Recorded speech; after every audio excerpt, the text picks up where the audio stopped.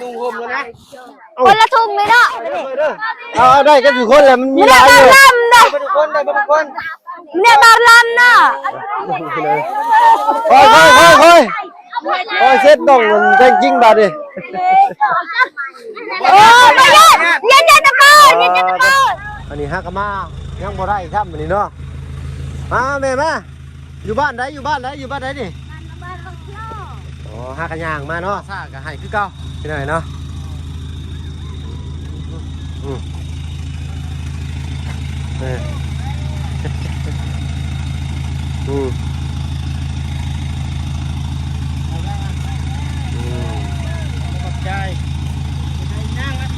นางมาพี่ละ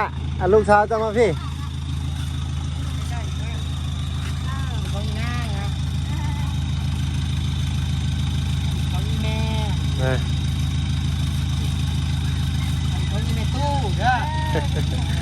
อ้าวไปหน่อยเนาะคนละเล็กคนละหน่อยได้พอได้ไปหมู่บ้านอื่น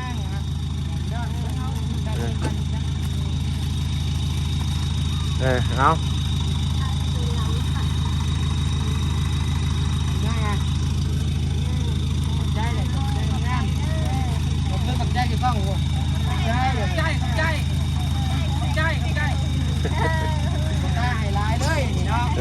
โอเคเอาให้ทุ่งย่างให้แน่แล้วอ่ะคนชี้ว่าลบล้างหน่อยหนึ่งแล้วพี่น้องเลยเอาไปเนาะอันทั้งบาดีกาจีเอาไว้ให้น้องนิ้วเมื่อไรจะเอามาจูดทิมเลยไปพี่น้อยเนาะไปทางอื่นต่อเนาะ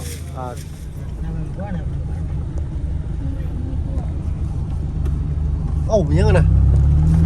ทางหน้าผมเนี่ยสูงแค่น้องนิ้วเลิกอยู่หมู่บ้านนี่ไอ้คือเขามาครั้งแรกไงพี่น้อยเนาะเอาล่ะคะแนนว่าได้มาแจกเครื่องเลยอยากเข้ามามันชุดนะหักแล้วชุดรถหักแล้วด้วยนี่ตำรวจก็มาได้แล้วนะ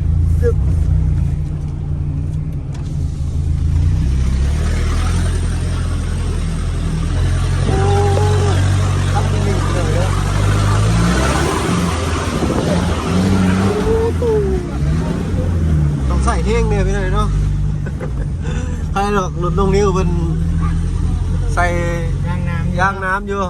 ถ้าว่าฝนตกเนี่ยนี่ก็เอาไปใช้บัตรนี่โอ้เขามาในลายหมู่บ้านเนาะพ่อหรือบ่นี่โอ้มีโรงเรียนด้วยพี่หน่อยเนาะไปหมู่บ้านนี้หมู่บ้านนี้เฮ็ดบ้านนี่หมู่บ้านไหนวะนี่บ่เลยตัวนี้วะตัวนี้นะตัวนี้บ่หรือทางนี้ใช่พี่หน่อยเนาะมันมี2หมู่บ้าน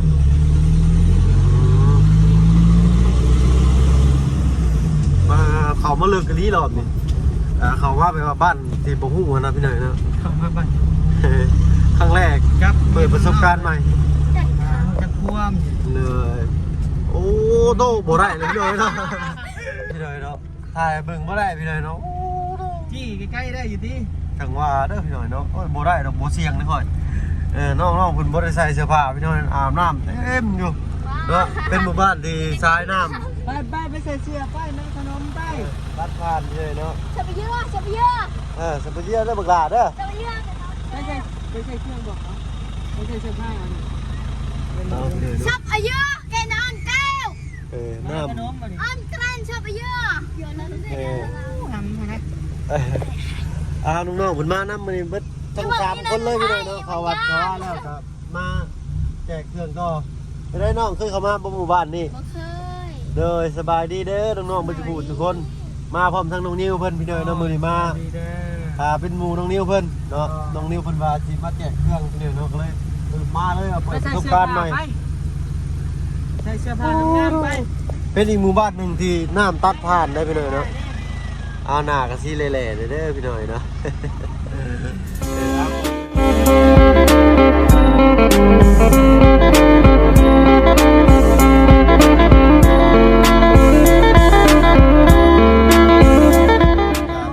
พี่น้อยเนาะกับทักทายสบายดีผู้ใหญ่ใจดีและเอฟซีเบิร์ดทุกท่านที่เข้ามาชมช่อง YouTube เอาผลเพลย์คือเก่าพี่น้อยเนาะบ่ฝั่งไทยฝั่งลาวแล้วก็ทั้งฝั่งต่างประเทศก็ยินดีต้อนรับเข้าสู่ช่อง YouTube เอาผลเพลย์เช่นเคยเด้อพี่น้องเด้อเนาะ ตัวเปิดประสบการณ์ใหม่ไปเลยฝนตกนี่ก็ออกมาก็สิลำบากเลยน้องนิวเนาะกระสันนะครับกับถึงว่าพาน้องๆมันเข้าไปเลยก็ออกมาแต่บ่เป็นหยังที่น้องลูกพี่ก็อยู่ใกล้ๆนี่เนาะไปน้ำตัดผ่านไหลตลอดไปเลยเนาะได้แต่กันด้วยครั้งแรกพี่หน่อยเนาะต้องพี่หน่อยเนาะมาครั้งแรกครั้งมาเพิ่งพี่หน่อยเนาะบ้านนังหลานบ้านนะงูเจ้างูเลยบ่เคยไปคักแล้วบาดพี่หน่อยเนาะทางมาเพิ่งก็บ่เคยเข้ามาต้องเลยสบายดีทางน้องนิวเด้อพี่หน่อยเนาะสบายดีพวกหลานทุกคนบ้านยังนี่บ้านยังฮะบ้านกะแลงกา บ้านกะแลงกลางระบ่าวซื้อว่าบ่เพิ่งเด้อมาบัดหน้าแหละอย่าพบอย่าแล่นอ้ายเด้อเนาะหน้าคือโจรแต่ใจดีอยู่บ่ไม่ได้บ่แม่นเด้อพี่น้อยเนาะโอ้หมู่บ้านเพิ่นก็วิวทิวทัศน์งามเด้อพี่น้อยเนาะสายน้ำลำธารตัดผ่านหมู่บ้านสบายดีทั้งน้องๆทั้ง3เลยพี่น้อยเนาะสุกเมื่อยสุกเมารถบ่ล่ะเมืองเขาวัดแล้วมาพี่เลย ข้าววัดแล้วมาพี่เลยหิวข้าวบ่ยังเนาะบอกตู้พ่อตู้แม่แล้วบ่มันเนี่ยมานำจุ่มอ้ายฮะบอกอันบอกว่ามาวัดหั่นนะเอาคือสิบ่เป็นหยังดอกพี่น้อยเนาะเอาเราถ่าทางน้องนิวเพิ่นจักหน่อยก่อนพี่น้อยเนาะบ้านจังเกาะเนี่ยบ้านกะแลงกลางบ้านกะแลงกาลืมไว้ข่อยก็ได้เอ้าเป็นยังไงน่ะโอ้ไผตัดผมไปแล้วล่ะคักแท้ดิอุ้ยหากับตัดไว้ใหม่เลยเนาะลงในแม่นบ่โตสาวยิกแม่แล้วดิทุ่งสาวยิกแม่พี่น้อยเนาะสบายดียืนลูกบ่ ทางนั้นก็เป็นบ้านคนอาศัยอยู่เทพบ่นะโอ้ขอโทษละโทษครั้งแรกเข้ามานี่ก็ได้เอาจักหน่อยพี่น้องจักหน่อยปึ๊บ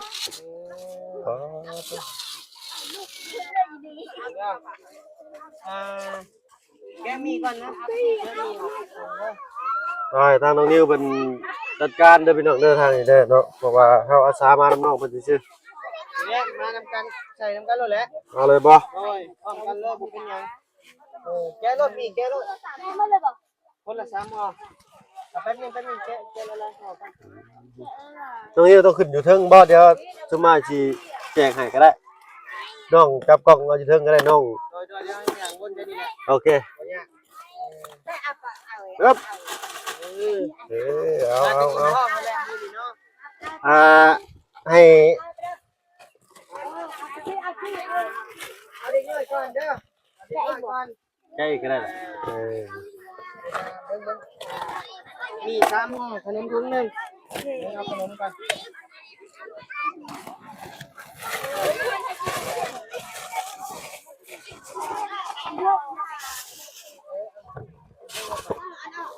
ครับเอาขนมเป็นรอบ2ก็ได้เนาะโอเคเอาเป็นหมี่ก่อนก็ได้เนาะเปิดท้ายบ่เปิดบ่เบิ่งละอ้ายสิเปิดท้ายให้มาหลายอื้อนี่เอาเป็นหมี่ก่อนก็ได้เด้อ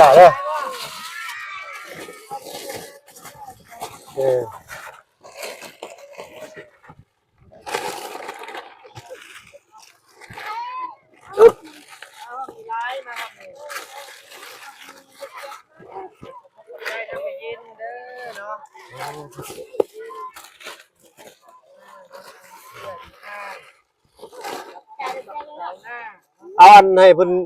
ไปเดี๋ยวใดมาเดี๋ยวใดนี่บนเอาบ่ให้เขามาเอาเขาเลี้ยงแผลเลี้ยงแผลอันใส่ส่งให้ลูกก่อนเด้อใส่ส่งก่อนพี่หน่อยเนาะบ้านเพิ่นนี่ก็สงบเสงี่ยมดีเด้พี่หน่อยเนาะเอาเลี้ยงแถวมาหน้าไปยังไปไหนจังเนี่ยเดี๋ยวละ3คน มาเสร็จ3 คน3 คนโอเค เอายางมาทางไหนบาทนี่เรียกแดดได้ดีเนาะมาพี่ปลาพี่ยัดน้องคุณแดดเอามาทางนี้ก็ได้น้องนิวเอาไปทางนี้ก็ได้ยัดเจ้าแดดเด้อ จ้า เนาะเอามุมนี้ก่อนพี่หน่อยเนาะ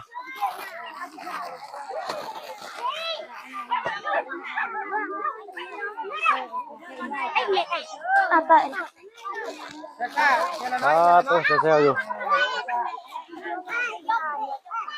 ในลวกมา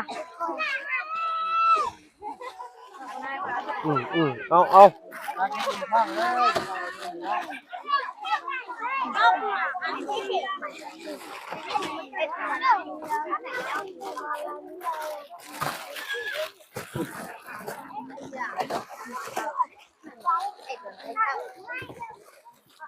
ผู้ได้เลยย่างออกเด้อผู้ได้ย่างออก ใส่แกเนี่ยบ้านเนี่ยคิด ใส่พ่ออยู่บ่ เอาไหน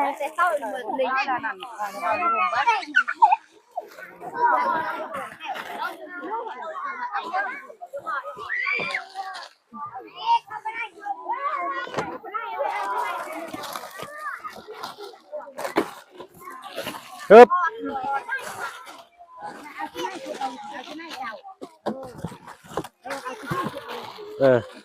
เอาล่ะเอา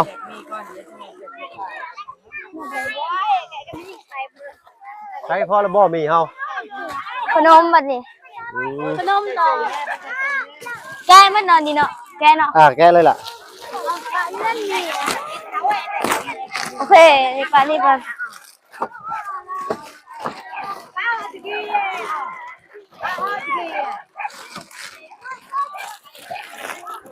พันโอตัวนี้ ขนมพูละ4เนาะ สี่ก็ได้ละเอาเลยเราเหี่ยซาเลยบาทนี่เนาะเวลาจะเอาไปถิ่มอยู่นอกก็ได้นี่ ตกกันแถวดีๆกันแถวดี เนี่ยนี่แกเจ้ามื้อนึงมากินอ่ะ ๆบ่พึ่งให้เรียนแถว ต่อแถวกันได้เป็นไง แถว อันอ้อบ่ อย่าบอกอีกอย่า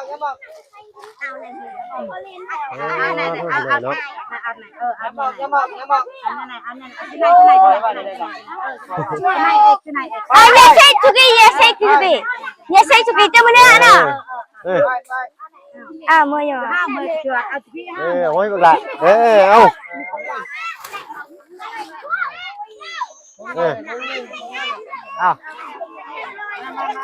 ไปยืนถ่ายอยู่หันเด้อบักละเด้อ คนละ3เนี่ยกันเลย เอาล่ะ3ได้4ก็ได้เอาล่ะ เอาขนมบ่พ่อ เดี๋ยวเด้อปึ๊บเอา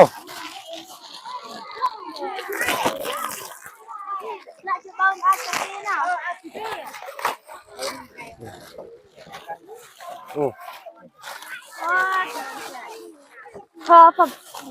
ปึ๊บ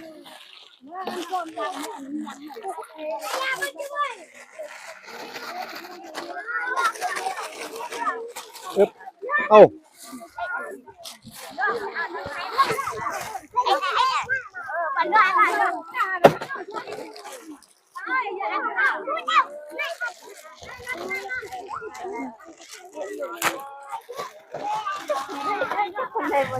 ข้าวพ่ออยู่ว่าล่ะเอาไปได้เลยยังออกก่อนได้ล่ะเด้อ หน้าบนเรือน่ะ ปึ๊บ มัน ไปให้เราเพื่อ หน้าอย่าบนที่ไหน โอ้ยเป็นไงเครื่องเลยย่า มีแล้ว โธ่เช็ดคักบาทนี่แหล่เขาโลดแล้วน้องนิวป้าแทบกว่าไปยืนพี่ดูเนาะ ได้เมื่อเลยได้เนาะ เอาผู้อุ้มลูกอุ้มเต้าอยู่ทางหลังเอาให้เพิ่นแน่เนาะผู้อุ้มลูกอุ้มเต้าเพิ่นยังบ่ทันได้แน่เหี้ยเนาะก็มีพี่หน่อยเนาะ หน้าบนเรือ เอาน้องเอา เห็นเจะยืนอยู่จะหึงยังบ่ได้อยู่เนาะเอ้ยเราก็เป็นผู้สาวเราก็อายหน่อยหนึงพี่น้อยเนาะ มาเบิ่ง โตทางนางอยู่ได้เลยบ่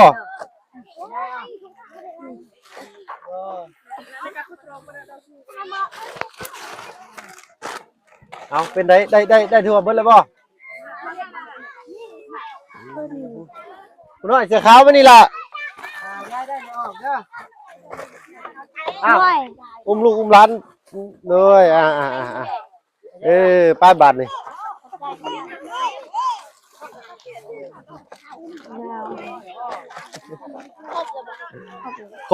ครบเลยเนาะเลยเนาะกันวนไปวนมาอยู่นี่ คนไปมันมาอีกเพื่อให้บ่พอได้หำเลย เนาะเอาเฮาก็เอาไว้แจกทางอื่นนำแน่เอาเบิ่งก็คือครบเลยแหละพี่หน่อยเนาะ น่าจะเป็นเสื้อนั้นนี่แหละ ฮะ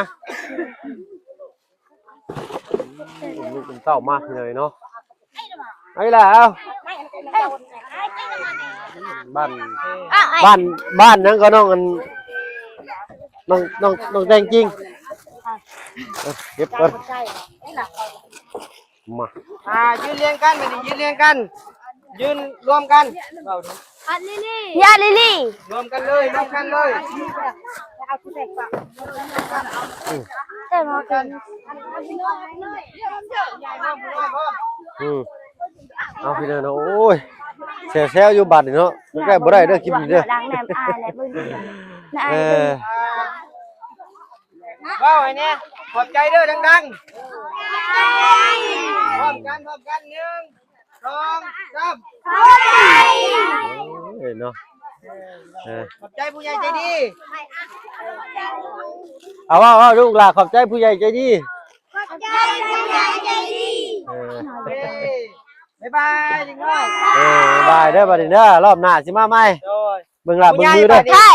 เด้อผู้ใหญ่เรียกเอาเครื่องอย่าพึ่ง อึ๊บเอาบ่ ยังเสื้อผ้า เอาเสื้อผ้าเอาเบิ่งเด้ออึ๊บเดี๋ยวเอาเปิดมาไปเด็กน้อยเมื่อออก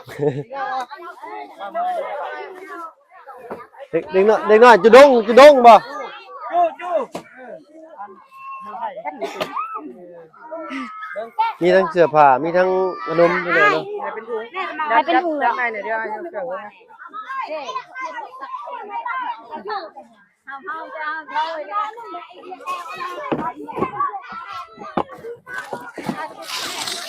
อึ๊บ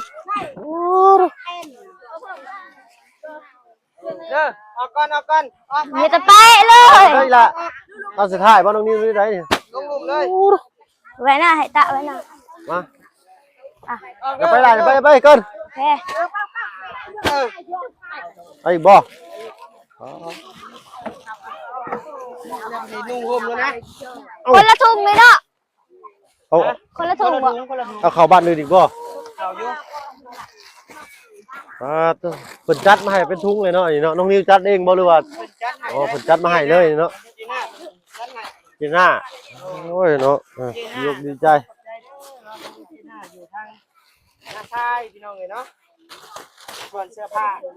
ส่วนเครื่องกินนี่ก็เป็นของเย็นอ้อ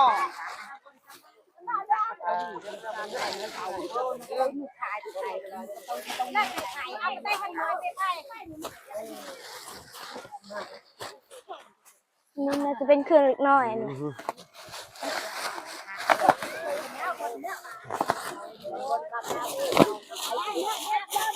โอ้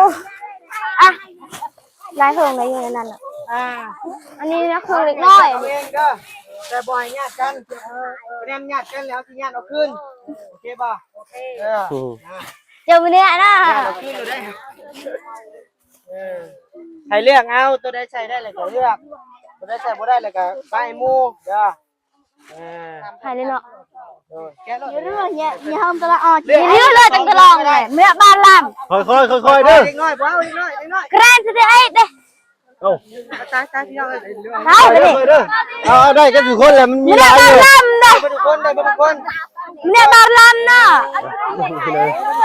ค่อยเซ็ตต้องมันแจ้งจริงบาดดิ โอ้ไม่ยันตะโกนยันตะโกน ตาย หน้าเบิ่งน่ะราคะแนนน่ะ แล้ว คะแนนหนึ่งพูดนั่นแหละ สัญญาพี่น้องเอ้ย โอ้ยเนาะ ได้คะแนนหน้าเบิ่งอะไร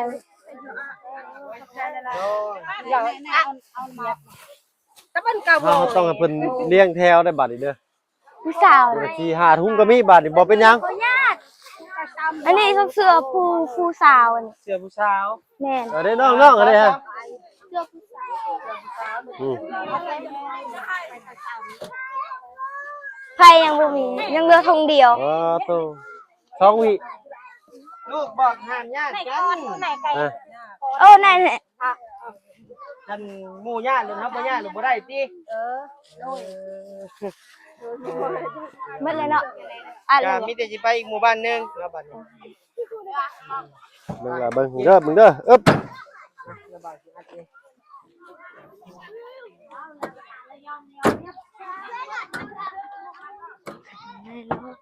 สุดท้าย หายไปได้พริบตาพี่หน่อยเนาะเอา ขึ้นกันเนาะ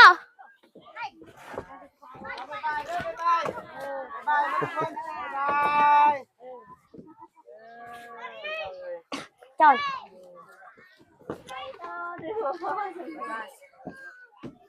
หายไปเลยเนาะ บ่นิวสิไปต่อบ่นิวสิไปต่อหรือว่าสิพอ เอาบึมๆบ่ใส่แป๊บเดียวพี่หน่อยเนาะเอาเนาะมีผู้ใหญ่ รถวะ อันมีผู้ใหญ่ทางใดเนี่ยน้องนิวเนาะ มีทาง เลย ผู้ใหญ่จากสวิตเซอร์แลนด์ เลย ทางเมเย็นแล้วก็ มีแม่เย็นเนาะ ทางเป็นมี4ท่าน5ท่านแต่ว่ามันอยู่ในโทรศัพท์ โดยคันซั่นก็มีแต่ขอขอบมุกขอบใจทางผู้ใหญ่ใจดีเบิดทุกท่านก็แล้วกันพี่น้อยเนาะอยู่เย็นเป็นสุขความเจ็บอย่าสิได้ความไข้อย่าสิมีให้บ่ให้พานมันบ่ให้เบียดเด้อเนาะท่านผู้ใหญ่ใจดีทานมาสำใดไหลคืนพันร้อยเท่าพันเท่าเนาะทานมื้อเช้าไหลเข้ามื้อแลงเด้อสา กั ธุ บทาง เนาะ เสื้อผ้ากับทางเจน่า เลย ซิโนเฮานี่แหละเนาะอยู่ทางนาซาย เลยอ๋อบันนาซายนี่เนาะทางขึ้นนี่เนาะ ใครนั่น เนาะ ก็10 ไปๆซะเฮาก็ได้ รู้สึว่าแดด โทรศัพท์ข่อยตากแดดนี่มันให้ไปเลยได้นี่ฮะมาตัวเอาได้ให้ทั้งเพิ่นนั้นเก็บไปจูดเองเนาะฝากเพิ่นนำแน่เฮาเก็บใส่รถแล้วก็สิได้ออกไปกินนอกคือเก่าให้เพิ่นเอาเก็บไปทำลายเองเพิ่นโธ่เนาะตกใจเบิดข่อยเมื่อกี้นี่ก็ข้อยคิดว่า อยู่ข้างกลางเว้ย ทุกคนคิดว่าบ้านเป็นแบบนี้ตลอดพี่หน่อยเนาะบ่ติเพิ่นแหละ ก็คือว่าแหละที่เรียกว่าเฮานี่บ่ญาติ เหนื่อย แต่ว่าหมู่ญาติ แม่ ก็ว่าหมู่ญาติไปหมดเลยเฮาสิบ่ได้บัด เอาบ่ได้ มันเลยเฮ็ดไปนำกันเลยบัด มันบ่มีความเที่ยงธรรมอีหลีพี่หน่อยเนาะในทั้งมนุษย์เฮานี่แหละเนาะก็คือเขาย้อนว่าความบ่มีว่าซั่นซะบ่ติเพิ่นเด้พี่หน่อยเนาะเฮาว่าสิแจกให้เพิ่นบัด คน ยั ละ งบ่ สา ถึง ว ใจ คน เพิ่น ละสอง นะ สิดีไปแล้วล่ะ เหนื่อย